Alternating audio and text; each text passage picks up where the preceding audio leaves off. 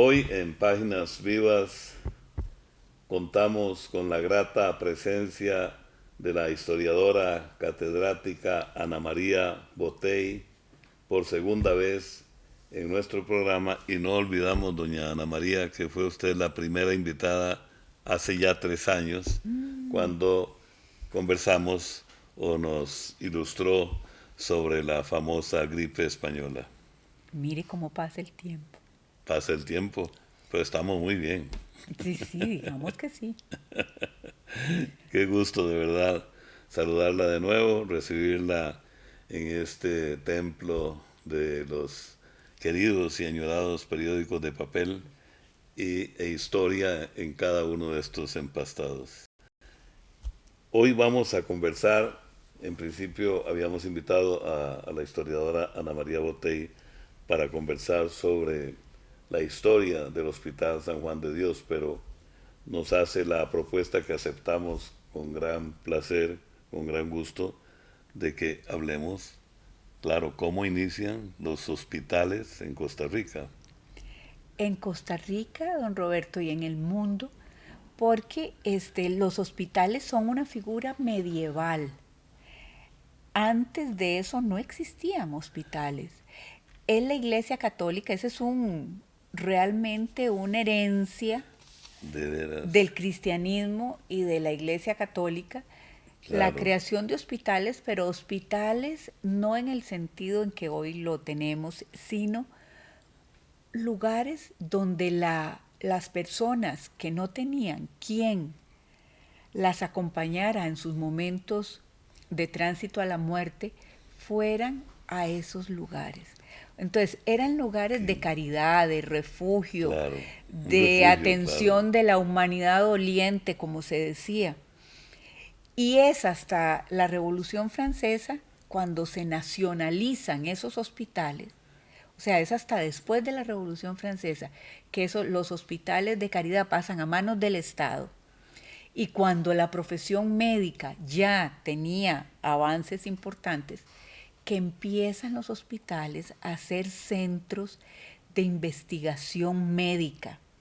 Porque como llegaba tal cantidad de gente y tal cantidad de enfermedades, entonces los médicos empezaron a ver que ahí existían muchas posibilidades de investigación clínica y, eh, y también la sí, profesión médica se fue transformando. Nuestro hospital, en 1845, a propuesta del doctor José María Castro Madrid, nace con esa doble misión. Por un lado, una misión de caridad para los que no podían tener un médico en su casa o una familia que los cuidara. claro, porque la medicina, digamos que las familias tenían lo que llamaban el médico de cabecera, Las familias más acomodadas. obviamente, claro, Y los otros tenían a sus familiares, a las mujeres de la comunidad, a los curanderos, las parteras, los herbolarios, que les daban consejos, pero tenían una familia que los protegía y los acompañaba en los momentos de enfermedad y de muerte. Entonces este hospital nace con ese propósito, pero también ya el doctor Castro Madrid, quien hizo la propuesta en 1845, dice que también la ciencia médica lo exige. Él ya visualizaba claro. eso que la Revolución Francesa y la nacionalización de los hospitales y las transformaciones de la profesión médica iban Qué orientando. interesante. Que es como que nace, digamos, un lugar de caridad que habla muy bien de los seres humanos que éramos en ese tiempo en Costa Rica, por un lado, de emergencia por el otro, para solucionar y a la vez la educación, digamos, el principio de la De la investigación científica. investigación médica, ¿verdad? Lo que sí llama la atención es que Costa Rica va a tener un hospital, entre comillas, porque era una cosa muy modesta, hasta el 55, porque se duró mucho en su construcción y en ese proceso de búsqueda de recursos, etcétera. Pero imagínense que creo que debe ser de los pocos lugares de América donde un hospital es tan tardío. Nosotros terminamos la colonia sin un hospital, sin un farmacéutico, sin un médico. Así terminamos la colonia. Y hoy lo que es sorprendente es que hoy no hay becas para estudiar medicina en el exterior porque aquí somos totalmente autosuficientes en la producción de médicos y si nos organizáramos mejor, de especialistas también. Entonces, eso quiere decir que el Estado fundamentalmente puede transformar esas situaciones.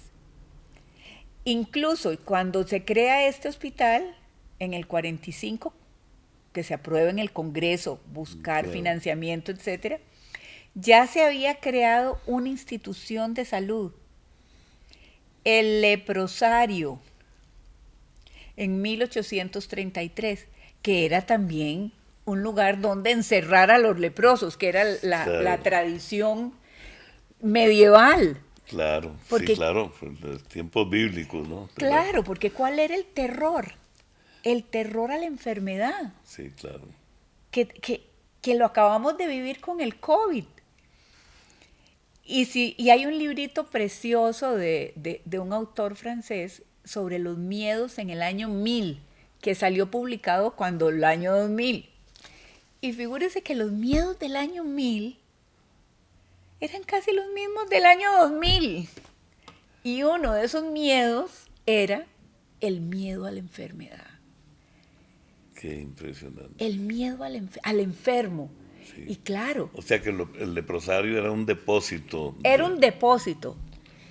Incluso en el gobierno de Braulio Carrillo, del 38 al 42, unos leprosos escaparon de ahí porque las condiciones eran terribles y los fusilaron. Qué Porque historia. el terror a contagiarse, que era lo mismo que pasaba en Europa, el terror a contagiarse, era inmenso. Entonces, imagínense, claro, ¿qué pasaba ahí? Depositaban hombres y mujeres ahí, se reproducían, no tenían que comer. Bueno, era una situación terrible. Entonces, cuando se crea este hospital, se crea, vea, cuando se buscan rentas para la creación del Hospital San Juan de Dios, se le dice, bueno, una renta va a ser la renta que tiene el leprosario, pero usted tiene que hacerse cargo del leprosario. Y otras rentas, el Estado dio una renta y también se creó una junta de caridad para que administrara y buscara recursos. Entonces, este hospital va a nacer con la responsabilidad de hacerse cargo del leprosario. Lo que significó una constante discusión, crítica, incomodidad de la gente, Claro. etcétera. Y a esto se le agregó que a la par se estableció una cárcel y además enfermos crónicos que andaban por las calles porque había indigentes. Qué impresionante. Y esos eran enfermos crónicos, muchos. Un detalle menor, pero ¿dónde quedaba el leprosario geográficamente? Quedaba en Escazú, muy cerca del río y y en un, Digamos, en una, como en un pequeño montículo ahí por ya, las montañas de Escazú. ya, muy cerca de los Anonos, por decirlo Por de alguna. ahí, Qué exactamente. interesante. Y el San Juan de Dios, Sí, en el lugar donde está. ¿dónde está? Se quiso cambiar de lugar porque consideraron que no era un lugar apropiado y que se había construido muy a la carrera, pero nunca fue posible encontrar nuevos recursos ni vender lo que existía. Más bien, lo que se hizo fue ampliar los terrenos, comprar los terrenos adyacentes, que es como por ejemplo ahora donde está el hospital de niños. Claro. Además, cuando funcionó el asilo Chapuí, esos terrenos que hoy son el hospital de niños eran una especie de granja porque las terapias que se usaban en esa época eran las terapias del trabajo. Claro.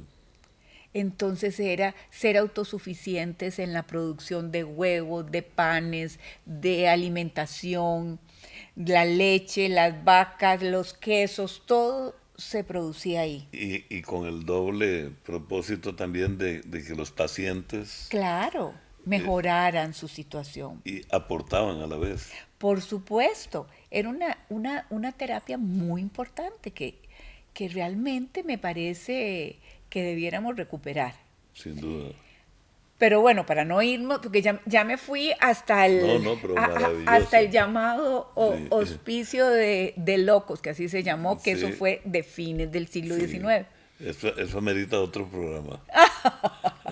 Tan lindo. Sí, hay muchas cosas sobre ese hospital interesantes. Pero bueno, volvamos para atrás. Sí, Vea que le estaba diciendo que en 1845 se aprueba, pero había que buscar un lugar, financiamiento. Luego se creó la figura, que eso era una figura muy que heredamos de España, las juntas de caridad, que se iba a hacer cargo del hospital. claro. ¿Y quiénes integraban esas juntas de caridad? Y entonces vemos que las van a integrar una organización que se cree y que va a ser muy importante en Costa Rica y que todavía existe. Los hermanos de la caridad de San Vicente de Paúl. Los hermanos de la Caridad de San Vicente de Paúl. O sea, había que ser parte de los hermanos de la caridad de San Vicente de Paúl para integrar esa junta. Qué interesante. Vamos a hacer una pausa corta en este interesante relato de la doctora catedrática docente Ana María Botey en Páginas Vivas, porque bueno, es tan amplio que, pero bueno, eh, vamos a ver cómo lo cubrimos. Perfecto. Ya volvemos.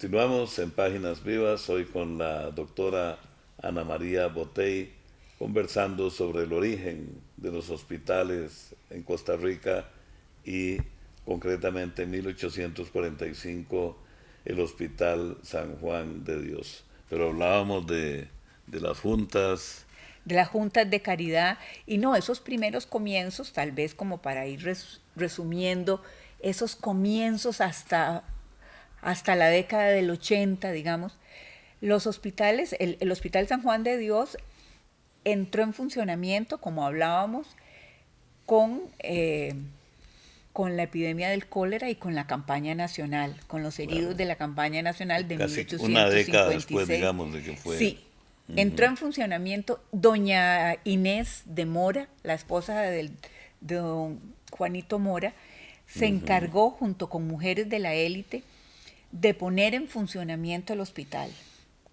Y como conversábamos, también ahí estuvieron filibusteros atendidos en el hospital. Hay un informe de la Junta de Caridad sobre los filibusteros atendidos en ese momento. Y esa época fue de mucha actividad, esa década de don Juanito. Don Juanito también creó el Hospital de Punta Arenas. Estos fueron los primeros hospitales. El de Punta Arenas, el Hospital San Rafael de Punta Arenas, que también comenzó muy modestamente en 1852, se hizo, no por casualidad, en el puerto internacional que tenía Costa Rica en ese momento, Claro. Punta Arenas. ¿Por qué? ¿Por qué los puertos? Porque se creía, y bueno, no era tan despistado creer eso, que las enfermedades y las epidemias entraban por los puertos. Claro que sí, muchas veces venía en un barco enfermo o en la mercadería, claro, y todo, la fiebre amarilla. Por supuesto. Pero también es que aquí existían condiciones para que se propagara esa epidemia, ya Claro. fuera de fiebre amarilla y de muchas otras epidemias que ocurrieron. Digamos, claro, el clima. El clima, la falta de condiciones higiénicas, las condiciones físicas de la población, la fiebre amarilla es el vector, Sí. que necesita ese zancudito, Claro, que lleva el parásito de la fiebre amarilla. En fin, entonces Punta Arenas va a ser un foco de atención y ahí se crea el segundo hospital. Ahora, ya que la visión fue inicial de Castro Madrid, el segundo hospital de alguna manera es consecuencia o seguimiento de esa forma de pensar y de actuar. Y del desarrollo del comercio, de la actividad, claro, económica. Recuerden, por Punta Arenas se sacaban las cosechas, esos arrieros que iban a Punta Arenas muchas veces regresaban enfermos y llevaban las enfermedades al centro, al Valle Central. Claro, todas las exportaciones de café. Todas las importaciones venían de allá y también en carretas hasta el centro.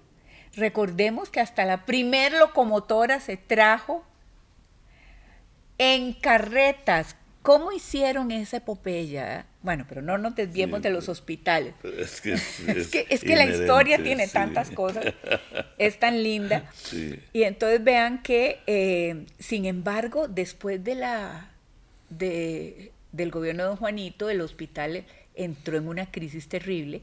Cuando él fue fusilado, llega el doctor Montealegre a la presidencia y muchos creyeron que iba a mejorar la situación del hospital. Y no. Don Juanito había tenido un fuerte diferendo con la iglesia, incluso había expulsado a Monseñor Llorente, porque había aumentado en 10 pesos el impuesto que los curatos tenían para financiar el hospital. Era un impuesto de los curatos de las 4 provincias principales. Los curatos. Ajá. Y resulta que ese impuesto ni se cobraba, los gobiernos anteriores no lo habían cobrado, pero en vista que el hospital necesitaba recursos, obviamente, don Juanito dijo, no, activemos este impuesto que ya existe y aumentémosle 10 pesos. La iglesia pataleó y don Juanito expulsó a Monseñor Llorente. Esa también fue una de las causas de la caída de don Juanito, entre otras. Claro. Y en la década del 60 hasta estuvo cerrado el hospital varios años. Lo va a reabrir un médico también, el padre de don Ricardo Jiménez, el doctor Jiménez, cuando fue presidente de Costa Rica en el 63 o en el 64. Sí. Ajá. Entonces él lo va a reabrir y van a buscar recursos. Don Jesús Jiménez. Don Jesús Jiménez. Esta va a ser la tónica constante durante la década del 60-70. ¿Qué permite al hospital seguir funcionando? Sobre todo los legados de algunos presbíteros. algunos presbíteros que mueren y le dejan sus herencias al hospital, como Juan de los Santos Madrid o el legado de Chapuí, Claro. legados de varios presbíteros. Y luego que el Estado se va haciendo más responsable de las finanzas del hospital. Quiero decir que aunque existían juntas de caridad, siempre el grueso del financiamiento fue estatal. Por eso no es correcto decir que eran hospitales de caridad. Claro. Como muchos trabajos me he encontrado yo haciendo el trabajo mío, me encontré que muchos trabajos hablaban de que hasta la creación de la caja la salud funcionaba por caridad. No, la intervención del Estado en Costa Rica en asuntos de salud es muy, muy temprana. Es decir, que cuando se crea la seguridad, digamos, las garantías sociales en ¿Sí? Ajá. 1943, no es la innovación, sino pasos, consecuencia de Sí, ese ya inicio. se venía en ese proceso. Claro, es Y justo reconocerlo, por claro, supuesto. es el ingreso principal de los hospitales, no es de donadores, de, de gente que eran benefactores, no, no necesariamente. Sí hay benefactores importantes, pero sobre todo, y además hay que reconocer el trabajo, sería injusta yo si no reconociera, el trabajo administrativo de esas llamadas juntas de caridad, que se llaman así hasta 1936, o el trabajo gratuito de muchísimos médicos, Qué interesante. como el doctor Carlos Durán, que va a ser el que va a modernizar el Hospital San Juan de Dios a fines del siglo XIX. Don Carlos va a llegar aquí como en la década del 70, ya cuando el hospital tiene algunas rentas, ya puede contratar un médico que se haga cargo de todo el hospital, pero el doctor Carlos Durán llega y se encuentra, ve al doctor Carranza cortando cortándole la pierna a un señor en un pasillo sucio y usando ¿qué? Para que no sintiera el dolor, lo Sí, que hacían era emborrachar al paciente. qué Y con impresionante. un instrumento cualquiera cortándole la pierna al pobre hombre. Sí, una carpintería. Entonces el doctor Carlos Durán se impacta enormemente y dice, esto no puede ser. Él se había formado en Edimburgo, que Edimburgo es de las primeras escuelas de medicina que va a formar un médico en las dos especialidades que venían separadas, porque figúrese usted que el médico era alguien que sabía mucho de teoría, pero no sabía de cirugía. El cirujano se formaba aparte. Y los médicos, además el peso de la iglesia era muy grande, no se dejaban hacer autopsias, no se permitía trabajar con cadáveres. Los médicos casi que solo era un conocimiento teórico. Y don Carlos va a ser de los primeros formado integralmente, Qué impresionante. médico, cirujano, y en una universidad de vanguardia en Europa, en Escocia, en Edimburgo. Entonces el doctor Durán se espanta y él comienza una tarea que nunca terminaríamos de reconocérsela, comenzando por separar las habitaciones, las salas, todo de hombres y mujeres. Luego, imagínese que el hospital va a depender de un pozo para la Sí. obtención de agua hasta casi la década del 70. O sea que en la década del 70 el gran cambio va a ser tener agua de cañería en el hospital, servicios sanitarios para hombres, para mujeres, Anteriormente era un agua pozo que estaba ahí, obviamente. y unos excusados de hueco. Ay, Claro. no, no, no. Y seguro que tenían alguna pila ahí donde medio se bañaban.